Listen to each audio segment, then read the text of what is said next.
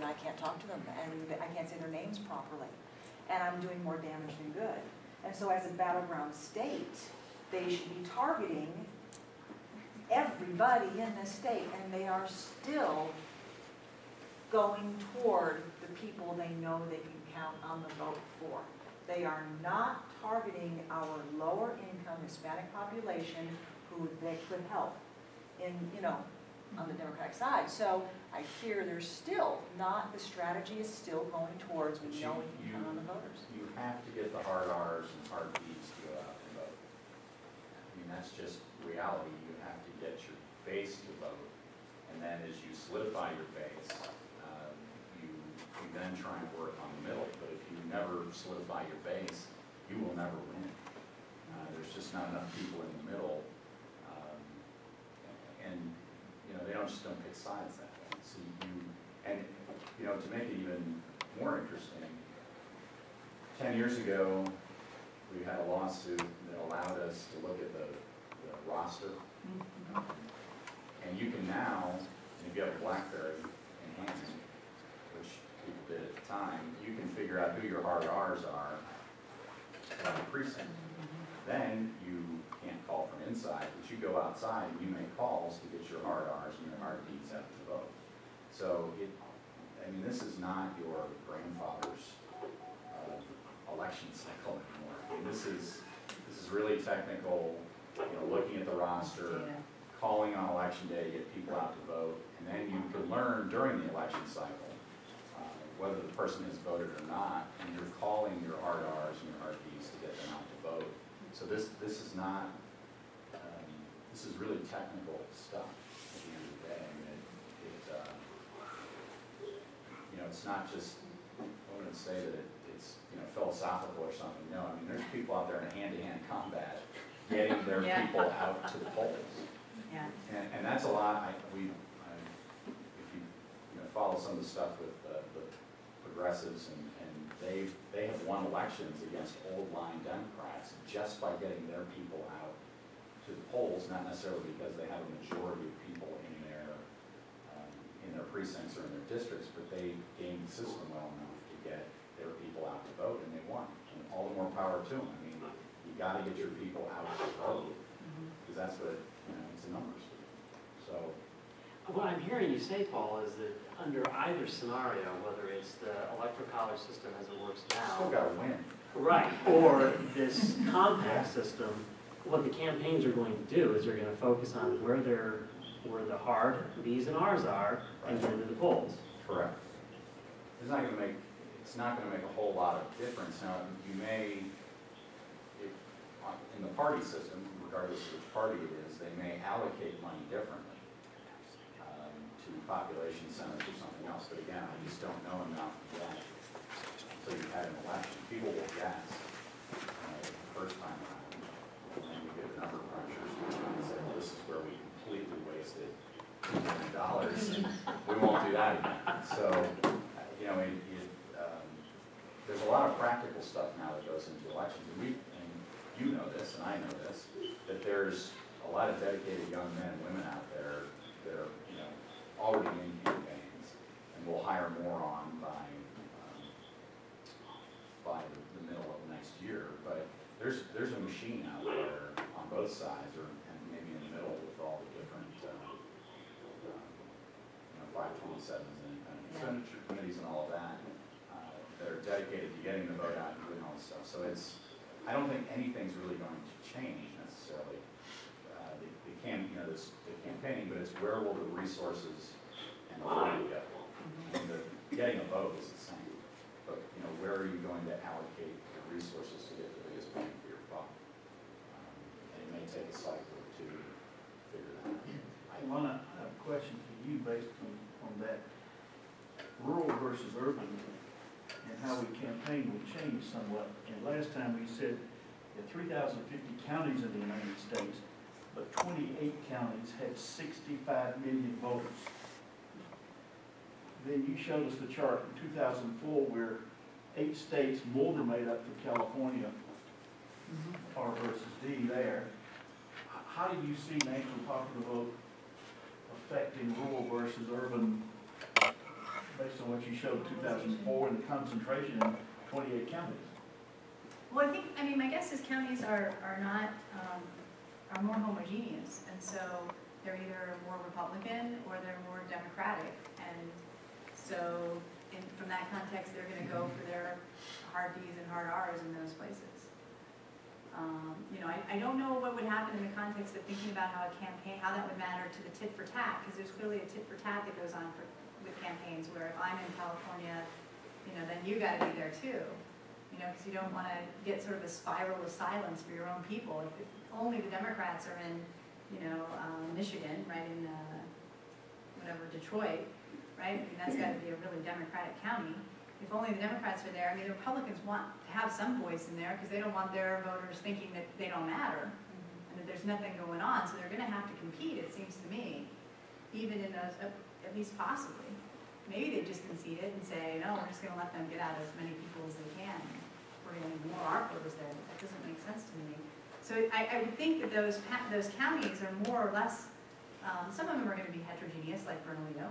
But even Bernalillo, I mean, it's 50% Democrat, you know, on the voter rolls. It's only a third Republican. And the whole state is like that. But yet we have all these Republican leaders in terms of state level, especially federal level office. So I mean, I think that the targeting of those places would become pivotal because they're big and there's lots of voters there. So you're going to want to spend your time where there's lots of voters. That seems critical, that you're going to spend time where there's lots of voters. But my guess is that just like, and here we can move to this because this is sort of interesting. And this might, I think it would be the same for counties. So here are so one thing is the GOP, would the GOP be at a loss if we had you know, does the Electoral College advantage one party over the other? And I'm skipping one slide here, but here are the 25 least populated states, and I include the District of Columbia because it has Electoral College votes. So it goes from least populated to most populated on this slide in terms of ranking. And you can see that it doesn't matter. I mean, here's 57 of them, of the 25, the Democrats got 57 Electoral College votes, and the Republicans got 58 Electoral College votes. So, I mean, at least from thinking from in terms of advantages, I think you'd see the same thing in counties. You'd have the same kind of partisanship thing going on. Wouldn't the question actually be with your 25 counties, which ones of those are competitive counties? Yeah. So it may be 65 million voters, but if none of them are competitive, then chances are there's not going to be a lot of, I mean, there'll be some, I suspect, You gotta go involved. for the votes though. But under the current system, some of them aren't going to matter at all. So we could say of these 25 counties, 20 of them might be meaningless under the current system. Because Because it just matters if you win the state. they're not, So under the NPVI, it would make them matter. So I think that's also a difference we haven't touched on, is that for the blackout states, they probably wouldn't be blackout states anymore. There'd be at least one city or one urban center or a rural center where they would go to mobilize voters. Yeah, that's Yeah, you know, so you'd go to Texas, right? You would go to Texas because there are people there not voting that Republicans could get. If you have, I mean, you've asked, would you run a nationwide campaign? There's not enough money in the entire world to run a nationwide campaign. I mean, you really have to pick your fights, and that's the advantage of blackout states, is you can spend zero or next to zero and count on it. And then you can go somewhere else, but there's not enough money in the world, honestly, to run a 50-state campaign. It doesn't exist. Well, also, I absolutely agree, and also, strategies have to be changed in how you're going to reach. If they go to Texas and they want to get a Democratic vote out of Texas, they've got to change, they've got to do a lot of work. They've got to go to Austin. They've got to go to Austin, but I mean, they've got to go, there's people in Texas, there's people there that if they wanted a Democratic vote out of Texas, they've got to learn how to market to the Hispanic community. And they're not doing that correctly in some places, and so that takes completely different strategy. You got to go to them, they're not going to come to you. And I've seen this happen in Anthony, and it's a very effective strategy, but it's being done on a local level, not on a national level. But that takes money and it takes time, it takes learning how, it's a lot longer process, I think. You can't just send them information and say, okay, they're educated. Lana, could I skip back just one moment to Yeah. the earlier, just a comment, because we're talking about things that, you know, maybe advantages of national popular vote, perhaps stimulating voter turnout, right? And in the context of your comment about that there's some effort to restrict absentee and early vote hours and that sort of thing, I think Lynn will support me on this. You know, recently a lot of counties have moved or are in the process of moving to vote centers on election day versus precinct-based voting. And when we were looking at that, we did research or looked at things that influence how people vote and what stimulates vote. And the interesting thing that I came across on that was the statistics, which I'm not always really, you know, statistics can be what you want them to be. But the statistics show that the expansion of absentee and the expansion of early vote hours did not increase voter turnout. And I found that surprising, frankly. But, you know, there is some evidence to support that maybe vote convenience centers, because of the flexibility that they give people, may increase voter turnout. But it's just an interesting question. If you think about that, then if you have a national popular vote and your idea is to increase voter turnout, because that's why absentee was expanded, that's why early vote was expanded, to increase voter turnout, and yet it did not. So just a side note, is that what your finding was? Lynn, you were just talking about that? I don't specifically recall that particular debate, but I think that vote centers may increase turnout on election day, primarily because people who were too inconvenienced to get there at 7 in the morning or get there after work before 7 at night may have a greater opportunity throughout the day to cast a vote at a convenient time on lunch hour or break or something like that. But in terms of a wholesale increase on election day due to vote centers, no. I think we'll get about the same and maybe an incremental push Well, based upon, gee, I was able to get to the polls today. there was a study by Stein, and I think it was out of Rice University or anything about, because we did a lot of background on this, but like I said, my point being that, you know, all of these things that we've done in the past, I mean, we're not, as clerks, we're not necessarily doing vote centers. I mean, it's our dream that it would increase a voter turnout, but it's our practical intention to as administrators of election. But my point being that sometimes you think that things are going to stimulate voter turnout, but they don't. That the increased absentee access and the increased early vote, extension of early vote, from what I read, did not increase voter turnout. And I found that sort of disappointing. Well, the only increase is there's been a shift from Right, election yes. day Right, to early voting because but not an overall increase in. not an overall increase. I mean, essentially in 2008, we voted 49% early absentee and 51% election day. And we voted 53% early absentee In your county. in our county. Of course, we're Yeah. a little more rural in effect. The one institution that does seem to affect turnout rates a little bit is, so vote by mail increases turnout, because then you're given the ballot to everybody, it's in their hands, and same day registration. Right, But tinkering with you're just moving it to a Right. different spot mostly. And, you know, the other thing about vote by mail is that, or all of these things, sometimes you'll see some voters sort of increase their, but you don't see sort of these lower income, these harder to reach voters are still less likely to be responsive to these kinds of changes. So you get more of the same kinds of voters still voting, people who were out of just in town. a different mode. Yeah. But that's my question. Do we really believe national popular vote would increase voter turnout? We do know that campaigns stimulate voting.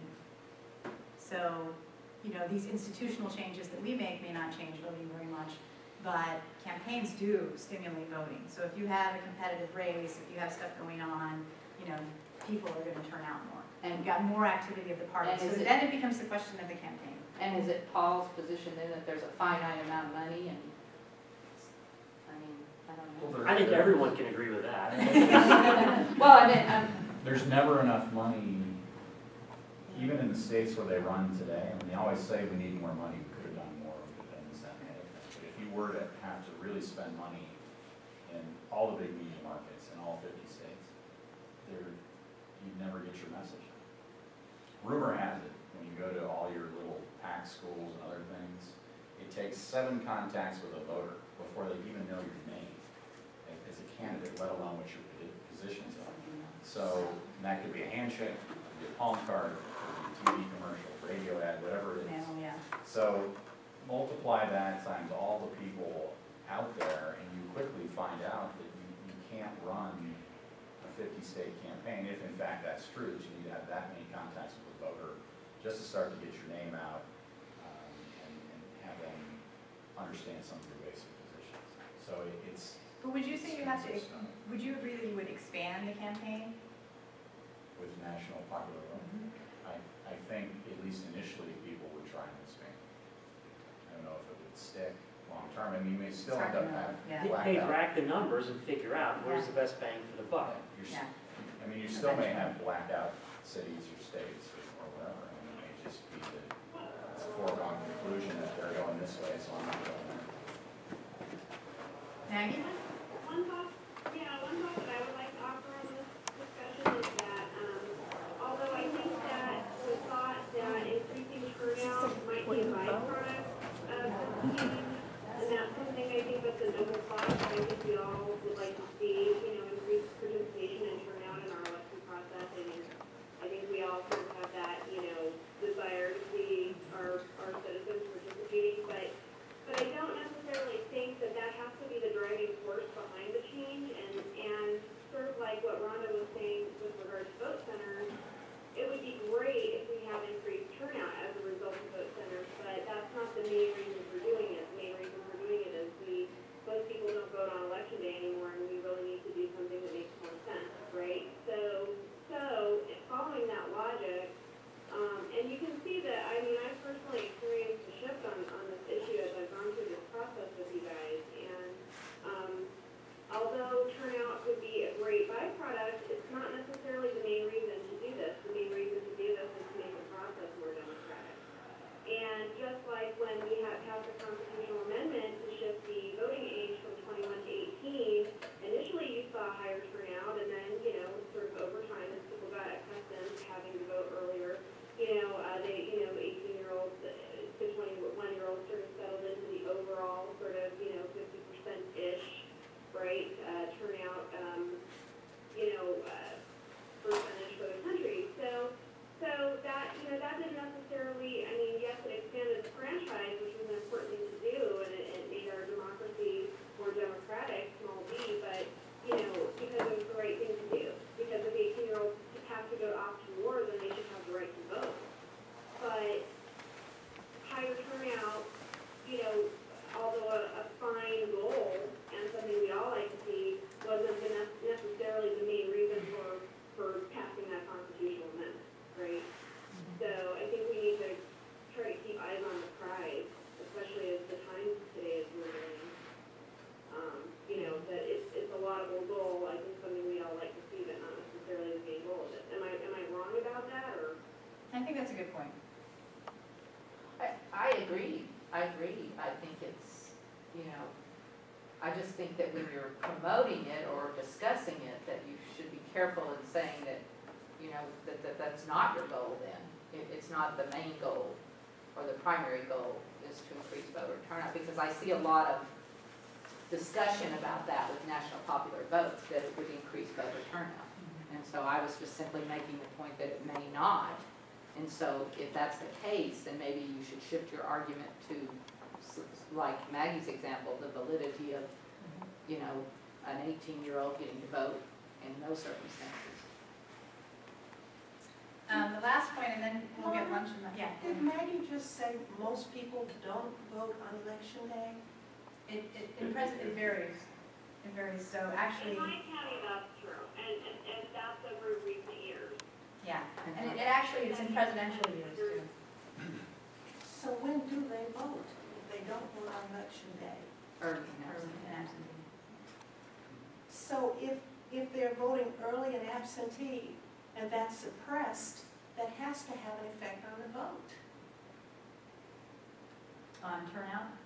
It would now, but the point being, the measures that were proposed were to increase voter turnout. It's just shifting. when people vote.